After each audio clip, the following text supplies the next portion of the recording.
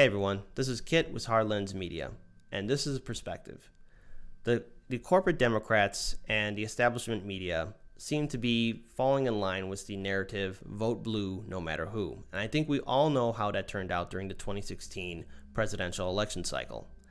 I know we're a long way off before the 2020 debates happen and the primaries start as well, but it seems that the establishment is rallying behind Joe Biden as their front runner, even though the polling data has been debunked because they were basically calling nothing but senior citizens, people who were 50 years age or older, all the while ignoring young people.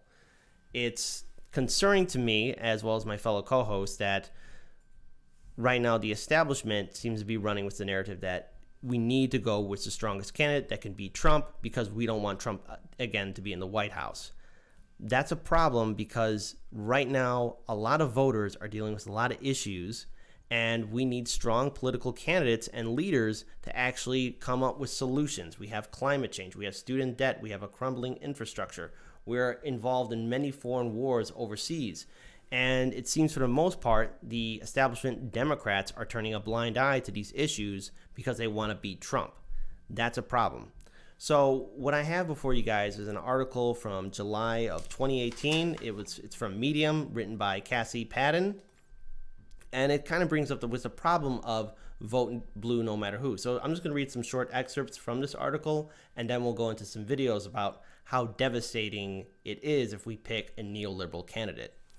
When neoliberal Dems insist you vote blue, they never once mention what their party will do to help the average American get through these dismal and dangerous times. It would seem it's not considered necessary to explain themselves to mere serfs. They demand your fealty, but offer nothing in return but endless variations of the phrase, "Do you want Trump to win?" I think we all know, again, how that turned out. Someone needs to break it to the DNC that we're not that guy. It is not acceptable party platform, not to anyone who isn't blindly partisan anyway. Most voters in this country identify themselves as independents now. To win our votes, you will have to, gasp, earn them. The days of lesser evilism are over. After 2016, the American people are a lot less willing to pledge blind loyalty to the Democratic Party. So in the videos I'm going to show you are three establishment candidates that seem to be getting a lot of fanfare and media coverage from the establishment media. We'll first start off with Joe Biden and this odd interview at ABC. In moving forward and deciding to run, you reached out to ANITA Hill. She has recently said, when asked if she felt it was an apology that you had extended, she said no, she said, "I cannot be satisfied by simply saying I'm sorry for what happened to you. I will be satisfied when I know there is real change and real accountability and real purpose." Well, I was grateful she took the call. I don't want to get in our private conversation, but the point is that, look, I was chairman of the committee. Professor, do you swear to tell the whole truth and nothing but the truth so help you God? I do. I believed her from the very beginning, but I was chairman. She did not get a fair hearing. She did not get treated well. That's my responsibility. And I committed that I am determined to continue the fight to see to it that we basically change the culture in this country where a woman is put in a position where she is disbelieved. As the committee chairman, I take responsibility that she did not get treated well. I take responsibility for that. I hear what they're saying. I understand it. And I'll be much more mindful. That's my responsibility, and I'll meet it. You put out the video, and it was a very powerful video right after these accusations from women who said that you made them feel uncomfortable. And I get it. I get it. But then shortly thereafter, you're addressing a group, mainly men, and you make light of it. I just want you to know I had permission to hug Lonnie. And that's just a short version of that interview. It goes on, and all I have to say is if that was Anthony Weiner or Harvey Weinstein or even President Trump, would that be acceptable?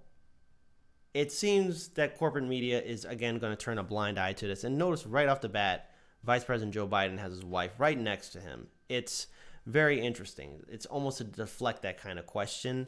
But there's other concerns about Joe Biden. My co-host Daniel Lupker has already done numerous videos of Joe Biden's past voting record and his stance on integration and desegregation of schools.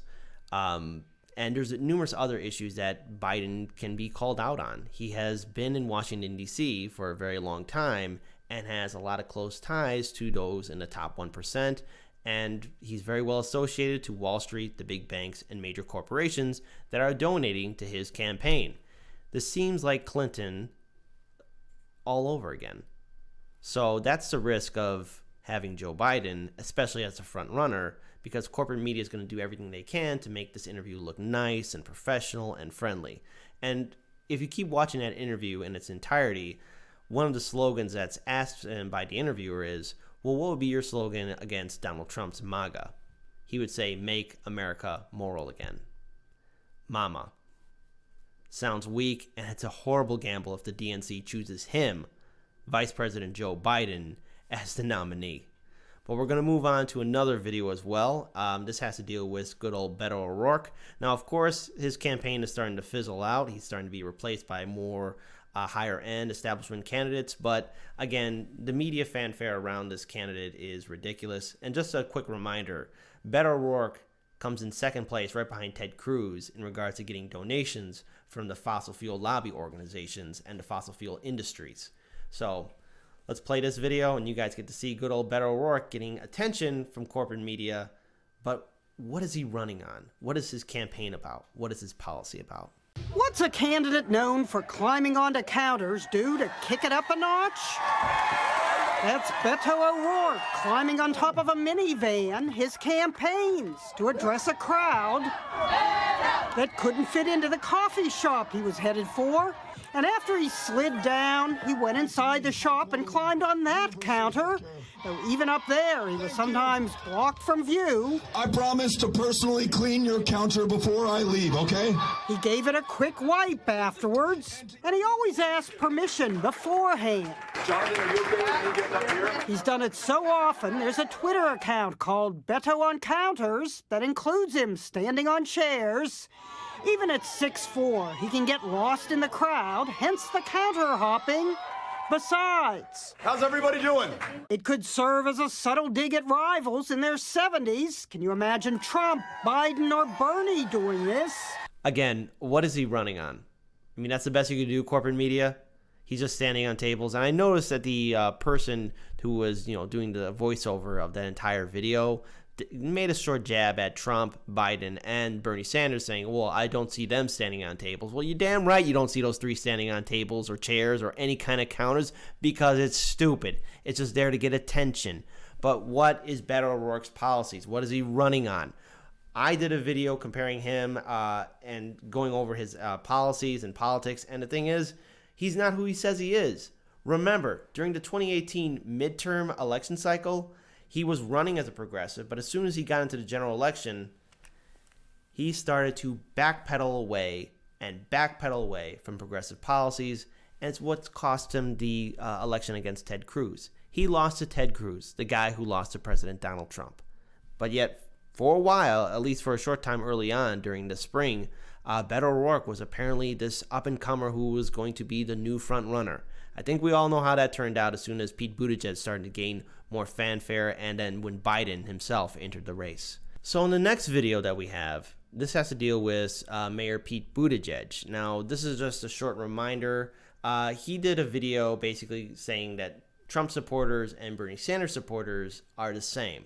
Now, the problem with that statement is that establishment candidates are ignoring why Bernie Sanders, and yes, even President Trump, were gaining a lot of attention and support from average Americans. They are both addressing that there's something fundamentally wrong with this country. Now, granted, Bernie Sanders can build a much more larger coalition and is much more reasonable than President Donald Trump, but it should be noted there's reasons why Trump won, because he was calling out the neoliberal establishment system, and there was a lot of angry people who felt like their lives have not improved under Obama and under any other previous administration, and finally there was, quote-unquote, somebody who was telling it how it is. And now during this election cycle, it seems the same thing is happening all over again, where the establishment candidates and corporate media are once again comparing Donald Trump and Senator Bernie Sanders as the same problem And their supporters are all the same as well, that they only want to cause nothing but trouble. So let's play this short video and you'll see exactly what I'm talking about. A lot of neighborhoods and families are living like this recovery never even happened. They're stuck. It just kind of turns you against the system in general. And then you're more likely to want to vote to blow up the system, which could lead you to somebody like Bernie and it could lead you to somebody like Trump. And I think that's how we got where we got. Wow, this is a Profile and Courage essay written in 2000, and the author is Pete Buttigieg. Nothing but praise for Senator Bernie Sanders and the policies that he's been fighting for since he first entered into office. Very interesting. Very interesting indeed that he used those words in that video. This is the problem with corporate Democrats who think they know more about the issues impacting Americans. This is the problem when you have a neoliberal talking point agenda. But what about the progressive candidates like Senator Bernie Sanders or Tulsi Gabbard or Andrew Yang or Elizabeth Warren? They're being ignored by corporate media, of course. Tulsi Gabbard, since he first entered into the race, has been constantly attacked. Senator Bernie Sanders is also being attacked as well by corporate media. They can't destroy him like they did in 2016 because he has a political infrastructure, a lot of support, and essentially he is the front runner. But corporate media and the establishment Democrats just want to keep that quiet. They don't want to let you guys know that, but it's the truth. So what I have before you guys are actually some of the videos that are from these various campaigns, and also some of their talking points and them addressing issues that a lot of Americans are concerned about. So first and foremost, we're going to start off with Representative Tulsi Gabbard. There are roughly 14,000 service members who are still in Afghanistan today. There are another 5,200 in Iraq right now. What's your plan for them? Oh, well, let's look at Afghanistan, because Afghanistan and Iraq have been different situations. In Afghanistan, we do need to bring our troops home. We're in the 18th year of this ongoing war that when we really look at it, what has been accomplished other than the tremendous and unfortunate loss of thousands of American lives, countless Afghan lives? How many people have been injured and wounded and are dealing with suffering because of this ongoing war that really hasn't gotten us anywhere? Really what we've got to look at, how our troops are being used to serve this country. They need to be sent on missions that will keep the American people safe. That is the purpose of our military. And that's why we need to stop these regime change wars that have gone on for far too long, and unfortunately that this administration wants to continue. And you see these regime change efforts being pushed by people like John Bolton and Mike Pompeo and President Trump in places like Venezuela and Iran, where they're beating the war drums, getting ready towards that eventuality, something that they've been advocating for a long time. These are actions that make our country less safe and take a tremendous toll on our troops, on our military families who see their loved ones deploying over and over and over again. And that's a powerful video. Representative Tulsi Gabbard has a very strong progressive foreign policy. She's talking about all the wars that the United States has currently been in since the war on terror started way back in 2001. And that's something that I don't hear Joe Biden talking about, Pete Buttigieg, Beto O'Rourke, or any other corporate Democrat. She's addressing a real problem. The United States is still in Iraq and Afghanistan. It's time for our troops to come home, but yet no one in the Democratic Party or in the Republican Party are really talking about it. These wars are costing us a lot of resources, and innocent lives are being lost. And it's also detrimental to our servicemen and women. But again, corporate media will attack her constantly, calling her Assad apologist, a Russian stooge, and say that she is not a viable candidate, even though she has already secured herself on 2 debate stages already. She's not going anywhere, and in fact, I encourage her to be on the debate stage. She's talking about issues that are impacting Americans. Plus, on top of that, we have a crumbling infrastructure. And here's Representative Tulsi Gabbard talking about why we need to reinvest into America's infrastructure. The United States cannot continue to be in a position thinking that we can be the policemen of the world, spending trillions of taxpayer dollars coming out of our pockets, coming out of our communities, to go and launch these wars that we've seen in Iraq and Libya and Syria have caused so much suffering. This cost is something that we cannot accept. We need to end these regime change wars, end this new Cold War and nuclear arms race we are in. and bring the trillions of dollars that we are spending on these wars and these weapons and invest them in our people, in our communities, by doing things like providing health care for all, by making sure we get a quality education for our kids, by making sure we're fixing the broken infrastructure in this country, by actually investing in our future. And that's just an example of Representative Tulsi Gabbard really standing up for what she believes in. But, you know, there's other candidates, too, that are in this race. Take, for example, Andrew Yang, who is actually calling out the ridiculous fact that Amazon is paying zero in taxes. So here he is on Tucker Carlson's show on Fox News, of all places. So you make the case that these companies, take Amazon, but it could be Chevron, it could be GM, are profitable because of the investment the United States as taxpayers, in part, have given to them, and they're giving nothing in return. How do we fix this? Yeah, and Amazon's the most egregious example, where they're now soaking up $20 billion in business and causing 30% of American malls and stores to close, and taxpayers are seeing zero in return. So if you look at what other advanced economies have done, they've figured this out. They've said, look, we need to have a mechanism in place so that Amazon's going to pay its fair share along with Netflix and Delta and these other companies that are paying zero in taxes. So what they've done is they've adopted a value-added tax, where then the American people would get a tiny slice of every Amazon sale, every Google search, and on and on. And it's very, very hard for companies like Amazon to game their way out of a value-added tax system. So why don't we have that? It's a great question. I mean, people have been advocating for it for quite some time, and my campaign is advocating and championing it right now, because we need to wise up to the fact that companies like Amazon are very smart and moving their earnings through places like Ireland, where the American taxpayer will see none of it, whereas a value-added tax will make it impossible for them to sell to us without paying into our society their fair share. Isn't it interesting so far that the progressive candidates seem to be getting a better platform on Fox News, of all places, whereas corporate media, from MSNBC to CNN to the New York Times, Washington Post, The Hill, seem to be attacking progressives and progressive candidates? We live in a strange world, but here's a short reminder. It's up to us to really step up and fight for a better future, and to call out the differences between candidates that are actually trying to fight for policies that can help the American people, and call out the neoliberal candidates that are in this race that still want to run the status quo. Now, I could play all sorts of videos from Bernie Sanders during this election cycle where he's talking about the issues, but I'm going to rewind back the clocks, way back to 1990, where Congressman Bernie Sanders wins his election, and he's basically talking about the same things that he's been talking about since today. And he's been on point. He's been consistent, and he's been in Washington, D.C. for a very long time, just like Joe Biden. The only difference is that Bernie Sanders is consistent. Understand that Congressman Smith has just conceded.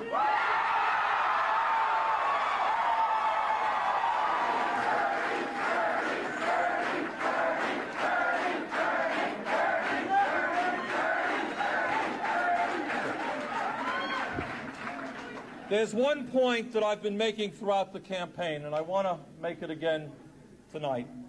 And that is, you all understand that it is not going to be Bernie Sanders or any other member of Congress that's going to bring about the change that we need. That what we need in this country is a mass movement of tens of millions of people who are prepared to stand up and say, we want national health care.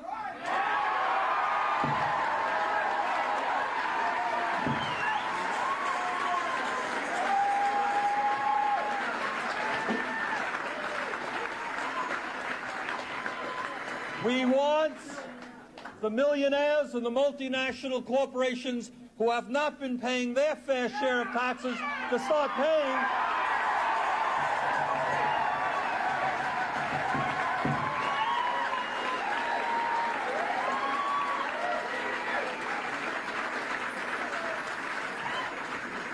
That we want money going into education and environmental protection. And no more Star Wars or stealth bombers.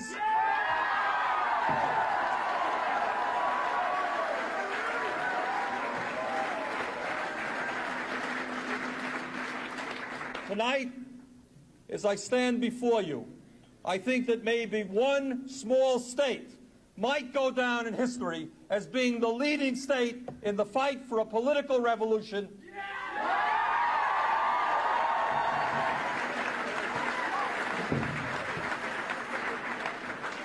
A political revolution which takes power away from the multinationals and the wealthy and gives it back to the people where it belongs. And there you have it. Right now, we're still in the early stages of this primary, and this is only the beginning. But right off the bat, you can tell the difference between people like Vice President Joe Biden, Beto O'Rourke, and Pete Buttigieg, and compare them to Representative Tulsi Gabbard, Senator Bernie Sanders, and Andrew Yang. What Americans want are strong political leaders and candidates that are going to actually fight for the issues and actually win and remain consistent and talk about the issues and have solutions to solve them. We have a problem with student debt. We have a crumbling infrastructure. We have a problem with climate change, and we also are involved in a lot of wars overseas. And there's numerous other issues, too, to deal with as well in this country. But we need to walk away from the neoliberal talking points and the neoliberal agenda. Corporate media is going to still play their same game and support people who will continue the neoliberal agenda. This time around, it's up to us, the voters, no matter what your political affiliation is, to step up and get involved during this 2020 election cycle. Our votes will matter, and we are the only ones that can fight and make a better future.